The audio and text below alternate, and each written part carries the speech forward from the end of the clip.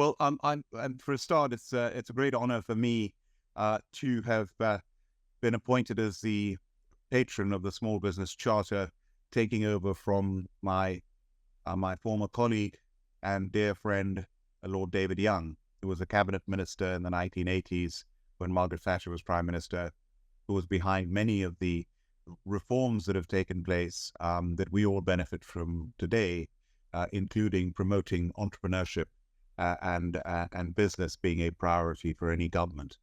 And every government since then, whether it's been Conservative or Labour or coalition Conservative and Liberal Democrats, have all been pro-business and pro-entrepreneurship, and we are the beneficiaries of it. I came over from India when I was 19 years old, having already graduated in commerce. I skipped a couple of years. I had a lucky break. And I came here and studied for 7 years in London, and at Cambridge I qualified as a chartered accountant with EY, with Ernst & Young. I realized very quickly, about halfway through my training, that although I was learning a lot, I didn't want to be an accountant for the rest of my career. But the qualification I knew would be very useful, and it has been incredibly useful. I also I loved law, so I studied law at Cambridge University. I really enjoyed studying law, thought about becoming a barrister, and then I came up with the idea for Cobra Beer while I was a student. And this was an idea, like most business ideas, are based on being dissatisfied with a product or a service as a consumer, or putting it another way, you're passionate about something on the one hand, and you hate something on the other hand. And I love beer. I always loved beer. I'm sure many of you do as well. But when I came to the UK, I really was very disappointed with a lot of the beers that I was being presented with. I found the lagers very fizzy, very harsh, very bland, very bloating, very difficult to drink. And with food, and I missed my Indian food a lot. I used to go to Indian restaurants regularly, and you would spicy food. The most popular drink is a lager beer because it's served cold and chilled. But the problem was the beer was cold and chilled, but it was this bland, bloating, difficult to drink lager. So it's difficult on its own, and it really didn't go well with the food either. An English friend of mine introduced me to real ale, to bitter, which I love to this day, and I happily drink bitter in a pub on its own, but I could not drink bitter with any food, let alone spicy food, because the bitter was too heavy and too bitter. And so that's when this idea evolved. Why don't I bring out my own beer, create my own beer that has a refreshment of a lager and the smoothness of an ale combined, that would be rounded and easy to drink, but also accompany all food, including Indian food and curry. And that was it, a very, very simple idea. Now, many of you, if we were in a classroom, I would ask you to put your hands up and say, how many of you want to start your own business one day? And I'm sure a huge number of hands would go up saying, yep, I want to start my own business. How many of you actually will do it? And that's the thing. I can see one hand going up already. So it's having the guts. There's one word that sums up entrepreneurs more than any other word, and that is guts. Do you have the guts to do it in the first place? In my case, with a commerce degree, a law degree from Cambridge, a qualified chartered accountant from one of the top firms in the world, EY, Ernst & Young in London, I could have gone into investment banking. And my friends were driving around in their BMWs in those days. And my first company car, when I took that leap to be an entrepreneur, and I'm not exaggerating any of this, was a 295-pound Citroën de Chevaux. Those cars that look like people, and called Albert. And Albert needed push starting every day. And if you drove and looked down, you could see the road through the holes in the floor of the car. And it would carry exactly 15 cases of Cobra beer. So you have to have the guts to make that bold sacrifice, giving up the other opportunities and taking that leap to go into entrepreneurship. But more importantly, I realized through my journey, you have to have the guts to stick with it when others would give up. And I've nearly lost my business 3 times. And it is not an easy journey. And the sad reality is that most businesses do not succeed. Most businesses fail. But I had a very clear mission when I started. And that mission has not changed in all these years. And that was I wanted to create the finest ever Indian beer and make it a global beer brand. Now, that is something you can measure every single day. Today, I can proudly say, and please forgive me for boasting, I studied at the Harvard Business School for many years. I'm an alumnus there, and in one of the classes, they said, you must be confident but not arrogant. You must be ambitious, but you must also be humble. You must be humbitious. So if I ever boast when I'm talking to you in the time we have, please forgive me. I'll boast with pride, and I will boast humbitiously. And humbitiously, I say to you, Cobra has won 145 gold medals since 2001. So we're one of the most awarded beers in the world. So that first part of my mission, to create the finest ever Indian beer, I have more than achieved. But to make it a global beer brand, I'm still on that journey. Cobra is sold, made over here in the UK, manufactured also in Belgium and now in Serbia. And Cobra will also is exported to 40 countries around the world. So what I would say very, very clearly is have that mission when you start, realizing it's going to be difficult, but most importantly, have the guts. I mean, the Duke of Wellington, his motto was fortune favors the bold. Can you all still hear me and see me? Can I just see a thumbs up from someone or something? Just to clarify, you can hear me and see me. Okay, thank you so much. Thank you. Because I can see somebody else on my screen, but I can't see all of you. So somebody's got their camera on and I can see them. So as long as you can see me, that's fine. So then you have this idea, but you also need one aspect. And this is, I'm an alumnus of 3 business schools. I've done hundreds of case studies, but I've never, ever done a case study on luck. And every entrepreneur you speak to will say that you need luck. You need luck to do this. And that word luck, serendipity, I chaired the Cambridge Judge Business School for 5 years, and one of our professors, Mark Durand, he describes serendipity as seeing what everyone else sees, but thinking what no one else has thought. To be serendipitous, to be fortuitous, to be lucky. And the best definition of luck I ever heard was in the Harvard Business School classroom, and that was luck is when determination meets opportunity. If you're not determined, you will not even see the opportunity. And I picture it as waves that go past you in life. If you're determined, you might just catch a wave. If you're not determined, those waves will go past you all your life. And in my case, there's definitely been luck. The introduction we had to the biggest, most profitable, most successful independent brewery in India, in Bangalore, when I built up experience importing products from India for the first year with my business partner, Arjun Reddy, also from Hyderabad in India, where I come from. We built up experience. We sold polo sticks to Lily Whites and Harrods. We sold high fashion garments to boutiques in Knightsbridge. We sold leather and silk goods to Selfridges. We sold really amazingly gold embroidered jackets to places like Whistles. We built up experience in sourcing products, selling, marketing, and then we stumbled across a manufacturer to make this big idea of mine, which was the beer idea. Now, the luck goes further. They didn't have a brand name that was suitable. And my most valuable asset to this day is the Cobra Beer brand. And they said, do it under your own brand. We want the prestige of exporting beer to the UK, but your product will probably fail. None of our competitors have succeeded except Kingfisher. So when it fails, it'll be your brand that fails and not ours. And we'll have the prestige of exporting to the UK. Now, just look at that luck. If they had a suitable brand like Cobra, I wouldn't be here talking to you. I would have just been an agent. I actually own the Cobra Beer brand today in a joint venture with one of the largest brewers in the world, Molson Coors. And then the other luck was they had the finest brewmaster in India, Dr. Karyappa, who had spent 6 years in Prague in the Czech Republic, the home of Pilsner beer, who had a PhD from Prague University. And he knew everything about brewing. I knew nothing about brewing, but I knew this taste that I wanted, this less gassy, smooth taste that would accompany food.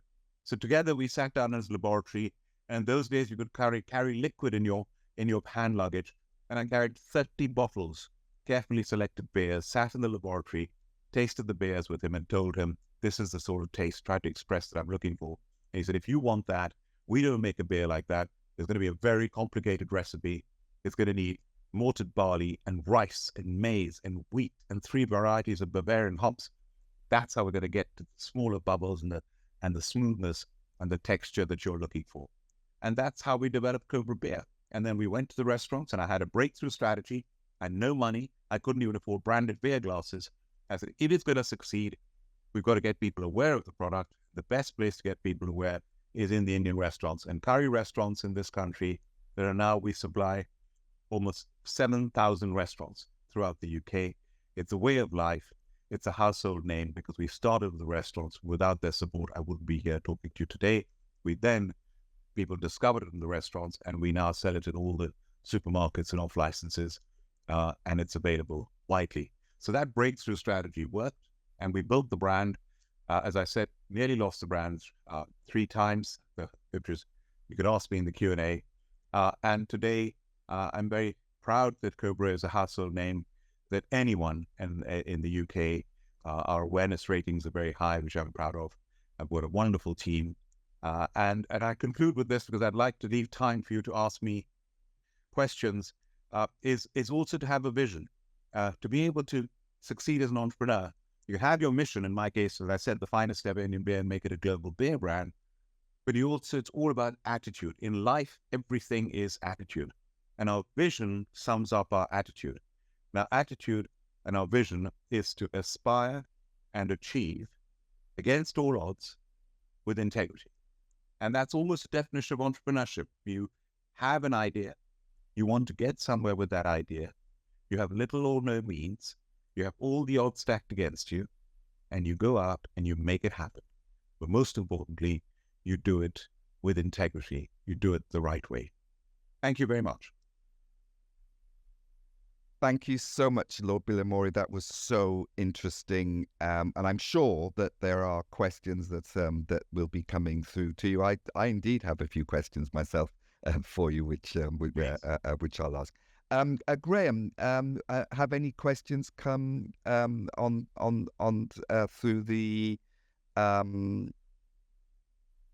QR code, please, or indeed through your email address? Yes. Someone said, are you talking about luck? And they said, someone asked, what's the worst luck you had? I'm not sure you can have worse luck, but that's from someone else. So what was probably one of the things that nearly pushed Cobra Beer to not be around? Yes. So the luck can be good and luck can be bad. And of course, people say, is this the right time to start a business? Look at this. Look at the world today. Look at all the conflict going on around the world. We've technically hit a recession. We've had high inflation. Is this a time to start business? Interest rates have gone up to 5.25. Well, any time's a good time to start a business. If you've got a good idea, you can start it. When I started Cobra Beer, there was a recession on. Interest rates have gone up to 15%. You think 5.25% is high? Just try borrowing money at 15%, and then they don't want to lend it to you either. So you could call that bad luck, but some people succeed. Some people fail because of. Other people succeed in spite of. So you've got to have that attitude as an entrepreneur. It's an attitude of not a sort of a civil servant bureaucratic attitude of playing not to lose. You play to win, and I think you've got to deal with the bad luck. Now, I've had 3 times when I nearly lost my business. All 3 times are different. And the thing about crises, and it's the same with global crises, who predicted 9/11?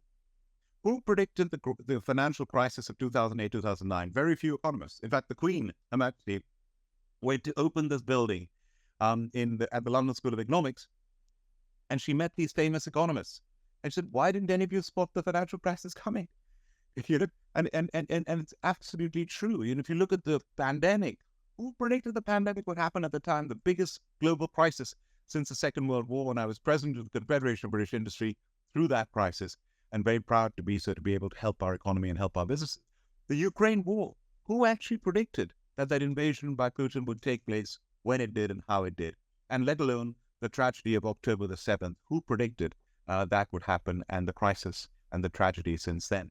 So these crises come out of the blue on a global basis. These crises come out of the blue in a business. It's how you deal with them. And I found there were three things that helped me survive my crises.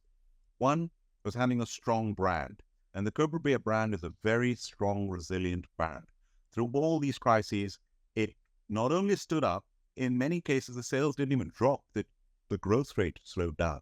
And a strong brand, by the way, the definition of a strong brand is, when I did the joint venture with Wilson Coors, they said, we have 6 things we categorize to make a strong brand. You have an extraordinary brand because, one, it's based on an undeniable brand truth, this extra smooth taste of yours that works, that makes it brewed smooth for all food. Secondly, you have an instantly recognizable and iconic look. A Cobra Beer bottle, logo, people know it. If I asked you to close your eyes, you could picture it. The third is an extraordinary brand will never cut any corners. It will never compromise on principles. It will always do the right thing.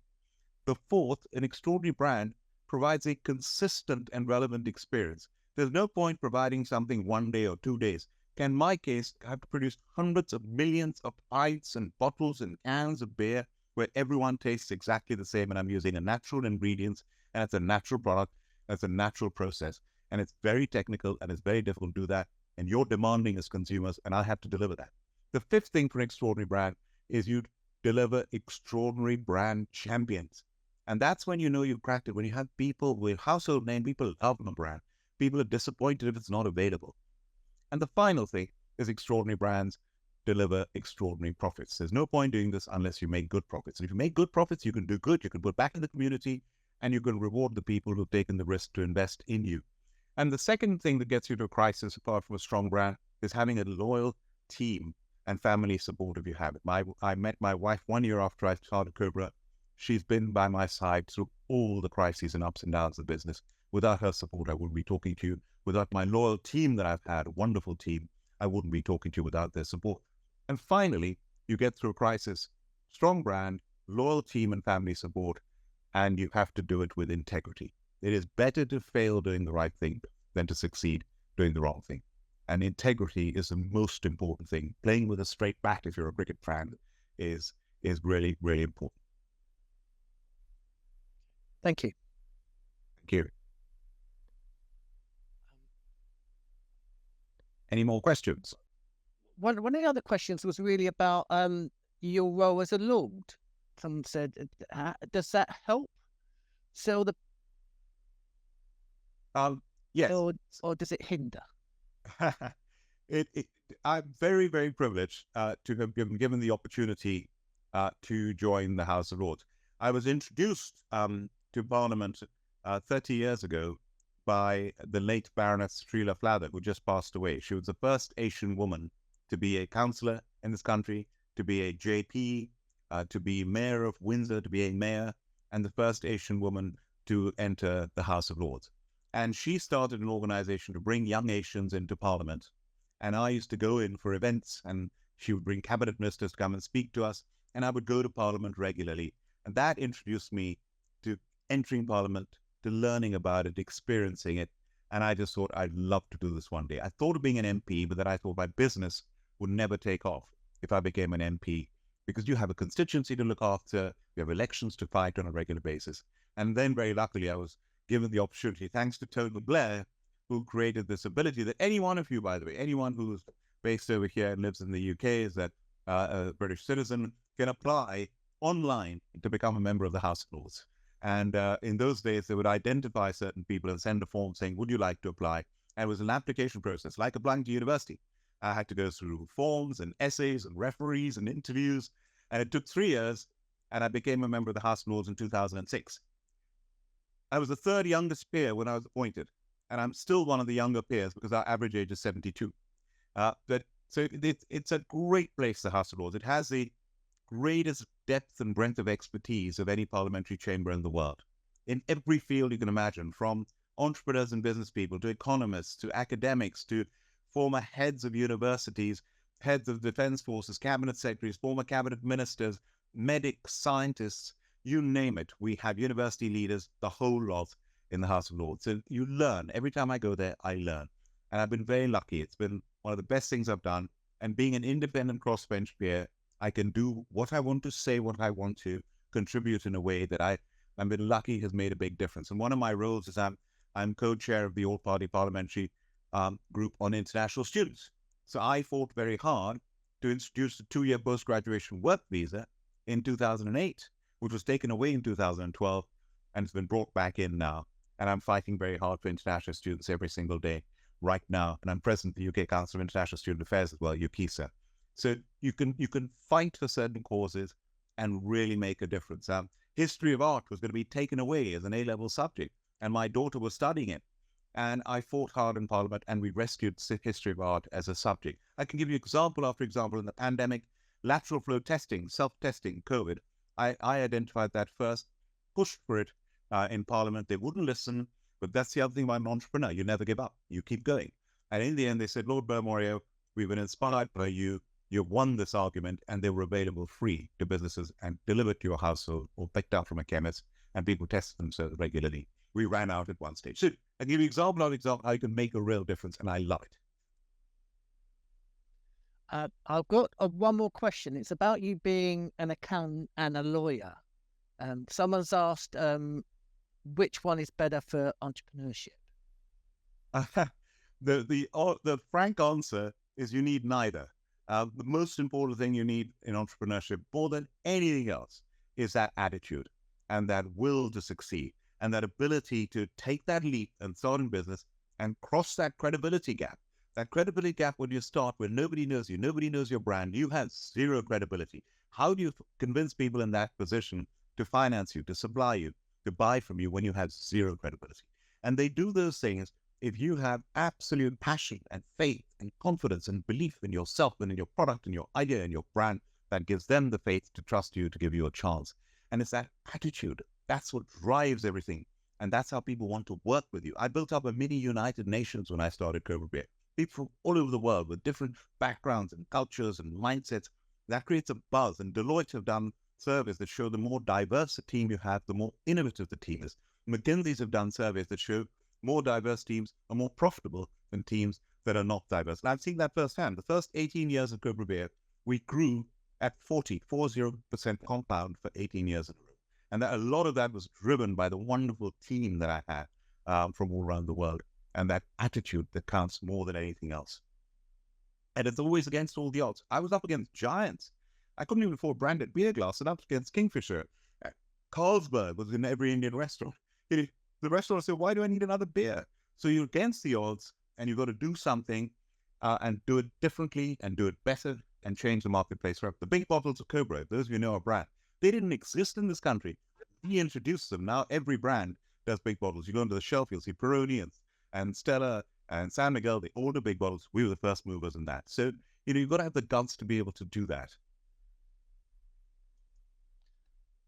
What made you decide on that size bottle? Because it is, slightly, sort of bigger than not. Is it a pint or is it? It's more than a pint. It's 660 ml, and it's a pint is about 550 ml. So it's slightly more than a pint. We had that because the brewery, anyone who travels to India, to this day, 90% of the beer is sold in big bottles. And then you have small bottles, some and draft very rarely available in India. So when the brewery said, look, you're going to fail. If you want us to make small bottles, it's molds, it's chain parts on the bottling line. We're not going to make any of that investment. If you're around in a year's time, we'll give you your small bottles. And true to their word, they did, by the way. And draft beer was impossible. Sending kegs all the way to the UK and sending empty kegs back to India was not practical. So when you go to the restaurant, the big bottles, the first thing they say is, we want draft and we want small bottles. You say, sorry, we don't do that. Well then, sorry, there's the door. Please leave.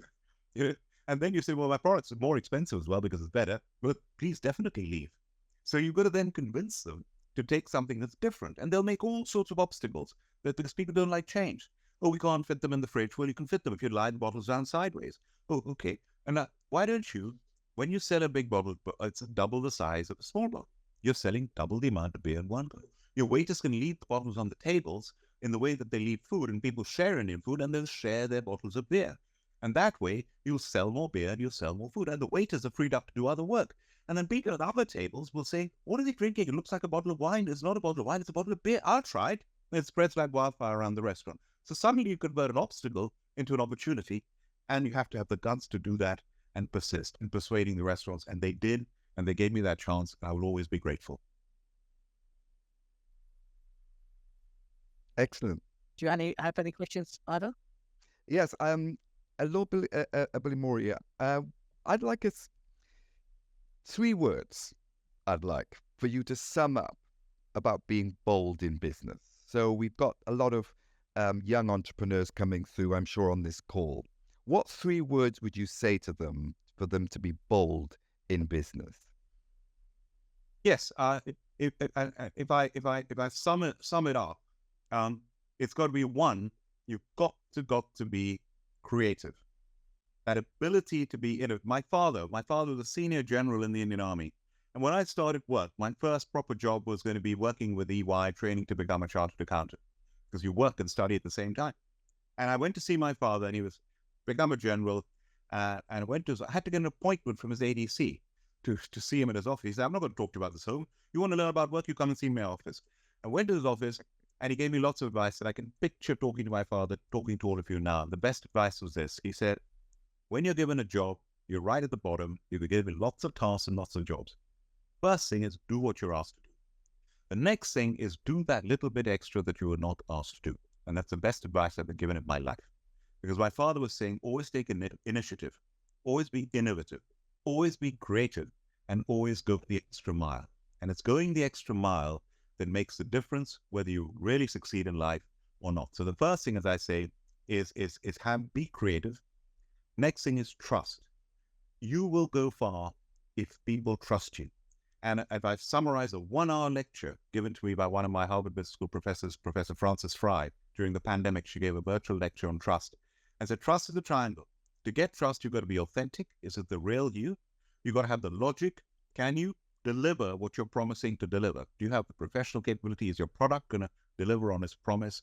The logic. And the third thing is empathy. Are you in it for yourself, or are you in it for them? So authenticity, logic, and empathy, and you can get trust with people. So if you're creative and you've got trust, and finally, you've got to believe. You've got to believe in yourself.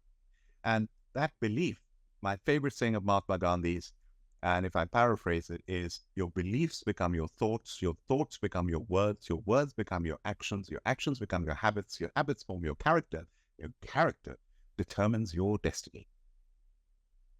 Wonderful words, Lord Bilimoria. Wonderful words and inspiring. And thank you so much for your excellent speech today. I've certainly taken away some of your enthusiasm, your resilience. When you talk about the good things, what I find really interesting is the journey that it's taken you to get there. And when you hear that, you almost lost your business 3 times, it makes you realize that it's not an easy road, but with those 3 points that you've made, creativity, trust, etc., that will get you to where you want to be. Thank you very much, Lord Bilimoria. I'm sure that we will be. All the best. Thank you. Very much. Thank you very much.